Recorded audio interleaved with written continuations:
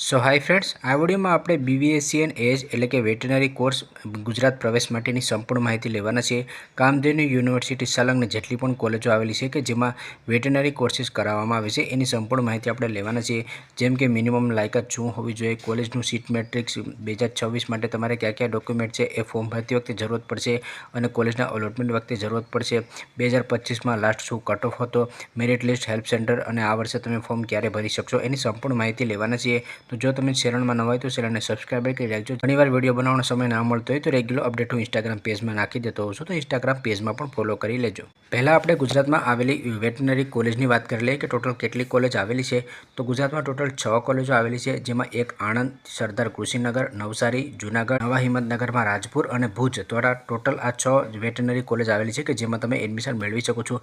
Total જેટલી કોલેજમાં બેઠકો છે એ તમે અહીંયા જોઈ શકો છો. એમાંથી 15% સીટો છે VCIમાં જશે.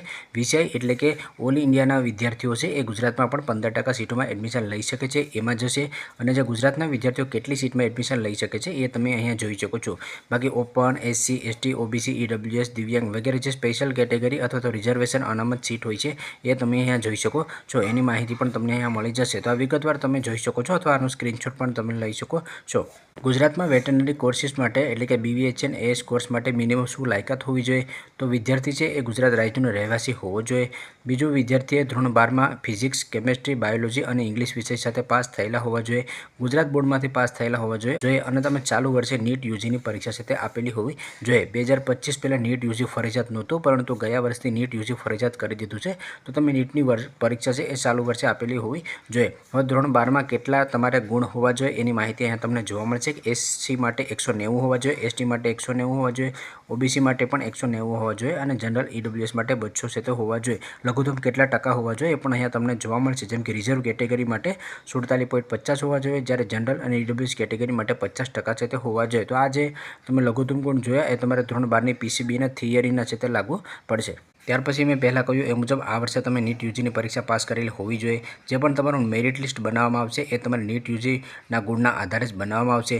ઉંમરની વાત કરીએ તો 31/2026 સુધીમાં ઓછામાં ઓછી 17 વર્ષ અને વધુમાં વધુ તમારે 25 વર્ષ છે તે થયેલી હોવી જોઈએ. હવે બોર્ડની લાયકાત છે એ જોઈ લઈએ. તો તમે ગુજરાત બોર્ડમાંથી પાસ થયેલા હોવા જોઈએ. જો તમે ગુજરાત બોર્ડ સિવાય અન્ય બોર્ડમાંથી પાસ થયેલા હોય, જેમ કે CBSE હોય, NIS હોય, ISB હોય વગેરે કોઈ અન્ય બોર્ડમાંથી તમે પાસ થયેલા હોય તો તમારો જે પણ સ્કૂલમાંથી અભ્યાસ કર્યો એ સ્કૂલ ગુજરાતમાં આવેલી હોવી જોઈએ. અને દીવ, દમણ અને દાદરા નગર હવેલીમાંથી કોઈ વિદ્યાર્થી આવતા હોય તો એના માતા પિતા ગુજરાતના મૂળ રહેવાસી હોવા જોઈએ. જો ગુજરાત બોર્ડના વિદ્યાર્થી હોય તો તમને કોઈ પ્રોબ્લેમ નથી. બાકી અન્ય બોર્ડના વિદ્યાર્થી હોય, જે પણ બોર્ડમાંથી તમે પાસ કર્યો એ સ્કૂલ ગુજરાતમાં ફરજિયાત આવેલી હોવી જોઈએ. હવે આપણે લોકો ફરજિયાત ડોક્યુમેન્ટની વાત કરી લઈએ કે તમારે કયા કયા ડોક્યુમેન્ટ છે એની જરૂરત પડશે. તો ધોરણ 12ની માર્કશીટ જોશે. જ્યારે તમે ફોર્મ ભરશો ત્યારે તમારે એમાંથી વિગત પણ આપવાની રહેશે. નીટ 2024ની માર્કશીટ જોશે. જે પણ વિદ્યાર્થીઓ નવોદય વિદ્યાલયમાંથી પાસ થયા હોય એની માર્કશીટ અને એની વિગત છે એ નાખવાની રહેશે. ત્યાર પછી અહીંયા સ્પેશિયલ કેટેગરી અપવાદરૂપક જોવા મળશે, એ પણ તમે તમારી રીતે જોઈ લેજો. ત્યાર પછી ધર્મ સ્થળનો પુરાવો જોશે, જેમાં તમે લિવિંગ સર્ટિફિકેટ છે એ અપલોડ કરી શકો છો. ત્યાર પછી ગુજરાત બહાર કોઈ વિદ્યાર્થી જન્મેલા હોય તો ડોમિસાઇલ સર્ટિફિકેટની જરૂરત પડશે. SC, ST કેટેગરીના વિદ્યાર્થી ભાઈઓ બહેનોને કેટેગરી સર્ટિફિકેટની જરૂરત પડશે. OBC કેટેગરીના વિદ્યાર્થીઓને જાતિ પ્રમાણપત્ર અને નોન ક્રિમિનલ સર્ટિફિકેટની જરૂરત પડશે. EWS કેટેગરીમાં આવતા હશે અને EWS કેટેગરીનું સર્ટિફિકેટ જોશે. જો કોઈ ભાઈ કે બહેન દિવ્યાંગ ધરાવતા હોય તો એનું દિવ્યાંગતાનું સર્ટિફિકેટ જોશે. અન્ય કોઈના માતા પિતા છે એ ડિફેન્સમાં કે અન્ય સરકારી જોબ કરતા હોય તો એના માટેનું પણ તમે અહીંયા જોઈ શકો છો. ત્યાર પછી સ્પેશિયલ કેટેગરી પારસી જાતિ, કાશ્મીર વિસ્થાપિતો પણ તમે અહીંયાથી જોઈ શકો છો જેને લાગુ પડતું હોય. ત્યાર પછી વિદ્યાર્થીનું ફોટોગ્રાફ, સહી, ઈમેલ ID અને મોબાઈલ નંબરની જરૂર છે તે પડશે. હવે તમારે ઓનલાઈન ફોર્મ કઈ રીતે ભરવાનું રહેશે અને હું એક લાઈવ પ્રોસેસનો વિડીયો બનાવી દઈશ. તો એ વિડીયો જોઈને આરામથી તમે ઘેર બેઠા પોતાના મોબાઈલની મદદથી ફોર્મ ભરી શકો છો. તો જો હજુ સુધી તમે ચેનલને સબસ્ક્રાઈબ ના કરી તો ચેનલને સબસ્ક્રાઈબ કરી રાખજો, જેથી કરીને રેગ્યુલર અપડેટ તમને મળતી રહે. હવે આપણે ફીનું માળખું જોઈ લઈએ કે કોલેજમાં તમે એડમિશન લેતા હોય તો કેટલી ફી ભરવાની રહેશે. તો અહીંયાથી તમે એનો સ્ક્રીનશોટ પણ લઈ શકો છો. બોયઝ માટે ટોટલ 25,000 રૂપિયા ફી ભરવાની રહેશે, જ્યારે ગર્લ્સ માટે 13,000 રૂપિયા ફી છે તે ભરવાની રહેશે. કઈ કઈ પ્રકારની ફી છે એની સંપૂર્ણ માહિતી અહીંયા તમને મળી જશે. એટલે કે જ્યારે પણ વિદ્યાર્થીઓ એડમિશન કન્ફર્મ કરશે તો આટલી ફી છે એ ભરવાની રહેશે. હવે ગયા વર્ષે કઈ કોલેજમાં કેટલા નીટ યુજીના માર્કથી અટક્યું હતું એની માહિતી અહીંયા તમને જોવા મળશે. આના આધારે તમને એ આઈડિયા આવી જશે કે આ વર્ષે તમારે કેટલો સ્કોર હોય તો તમને એડમિશન છે મળી શકે છે. આ વર્ષે મેરિટ છે એ કદાચ થોડુંક ઉપર જઈ શકે છે. બાકી અહીંયાથી ગયા વર્ષના ડેટા ઉપરથી તમે અંદાજો મારી શકો છો. જેમ કે જનરલ કેટેગરીમાં EWSમાં, SCમાં, STમાં, OBCમાં અથવા અન્ય કેટેગરીમાં કેટલા સ્કોરથી અટક્યો હતી. તારો સ્ક્રીનશોટ પણ તમે લઈ શકો છો અને અહીંયાથી તમે માહિતી પણ કલેક્ટ કરી શકો છો. તો આ જે કટ ઓફ તમે જોયો એ ગયા વર્ષે એટલે કે 2025-26નો છે. આ વર્ષે માર્ક્સમાં ફેરફાર થઈ શકે એમ છે. હવે કોઈપણ કોલેજમાં એડમિશન લેતા હોય તો કેટલી સીટ રિઝર્વ હોય છે એ મેં ઓલરેડી તમને આગળ જ કહી દીધું. બાકી અહીંયાથી પણ તમે જોઈ શકો છો કે કયા વિદ્યાર્થીઓ માટે કેટલી સીટ છે તે રિઝર્વ હોય છે. જ્યારે તમે લોકો ગુજરાતમાં રજિસ્ટ્રેશન કરી લેશો ત્યાર પછી મેરિટ લિસ્ટ છે તે ડિક્લેર કરવામાં આવશે. તો મેં અગાઉ કહ્યું એ મુજબ નીટમાં મેળવેલા ગુણના આધારે તમારું મેરિટ લિસ્ટ છે તે તૈયાર કરવામાં આવશે. જો કોઈપણ બે વિદ્યાર્થીઓ હોય કે જેના નીટ ગુણ સમાન હોય, જેમ કે એક વિદ્યાર્થીના 470 હોય અને બીજા વિદ્યાર્થીના પણ 470 હોય, તો તેમના ઓલ ઇન્ડિયા રેન્કના આધારે એનું મેરિટ છે નક્કી કરવામાં આવશે. વેબસાઇટની વાત કરીએ તો કામધેનુ યુનિવર્સિટી.net ઉપરથી તમારે ફોર્મ ભરવાનું રહેશે. હું લાસ્ટમાં તમને વેબસાઇટની પણ મુલાકાત લઈને સંપૂર્ણ માહિતી છે તે બતાવીશ. હેલ્પ સેન્ટર વિશે વાત કરીએ તો ઘણા બધી વિદ્યાર્થીઓને ઇન્સ્ટાગ્રામમાં એ DM આવતા હોય છે કે સર હેલ્પ સેન્ટરમાં જવું પડશે કે નહીં. તો આમાં તમે જ્યારે ઓનલાઈન પ્રોસેસ કરતા હોય ત્યારે તમારે હેલ્પ સેન્ટરમાં જવાની જરૂરત છે તે નથી. એટલે કે જે પણ તમે ઓનલાઈન ફોર્મ ભરશો એનું ઓનલાઈન ચેકિંગ હેલ્પ સેન્ટર દ્વારા જ કરવામાં આવશે. ઉમેદવારોએ રૂબરૂ હેલ્પ સેન્ટર જવાની જરૂરત નથી. પરંતુ જો હેલ્પ સેન્ટરમાંથી તમને કોઈ પ્રકારનો ફોન આવે કે ઈમેલ આવે તો તમારે હેલ્પ સેન્ટર ખાતે જવાનું રહેશે. બાકી સંપૂર્ણ પ્રવેશ પ્રક્રિયા છે તમારી ઓનલાઈન જ રહેશે. જેમાં તમે ઓનલાઈન રજિસ્ટ્રેશન કરશો, કોલેજ પસંદગી કરશો, એ સંપૂર્ણ પ્રક્રિયા ઓનલાઈન જ રહેશે. હું જ્યારે રજિસ્ટ્રેશન ચાલુ થશે ત્યારે લાઈવ પ્રોસેસનો વિડીયો બનાવી દઈશ એટલે તમે આરામથી સમજી જશો. હવે અહીંયા તમે જે ડોક્યુમેન્ટ જોઈ શકો છો એ ડોક્યુમેન્ટ જ્યારે તમને કોલેજ અલોટ થઈ જશે ત્યાર પછી તમારે રજૂ કરવાના રહેશે. બાકી જ્યારે તમે ઓનલાઈન ફોર્મ ભરશો ત્યારે તો તમારે ધોરણ 10ની 12ની માર્કશીટ, નીટ યુજીની માર્કશીટ, કેટેગરી સર્ટિફિકેટ, ધોરણ 10-12નું trial certificate, mobile number, email ID, photo વગેરેની જરૂરત છે તે પડશે. પરંતુ જ્યારે તમને કોઈપણ કોલેજ અલોટ થઈ જાય તો આટલા ડોક્યુમેન્ટ તમારે રેડી રાખવાના રહેશે.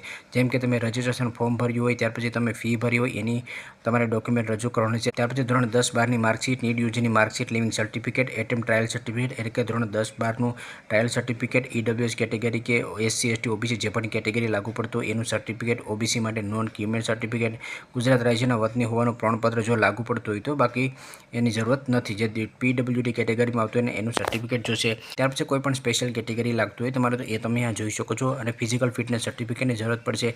ફિઝિકલ ફિટનેસ સર્ટિફિકેટ કઈ રીતે મેળવે એના પર મેં ઓલરેડી વિડીયો બનાવેલો છે જે તમને ચેનલમાં મળી જશે. અને કોલેજ અલોટમેન્ટ થઈ જાય તો તમારે 3 પાસપોર્ટ સાઇઝના ફોટોગ્રાફ છે જમા કરાવવાના હોય છે.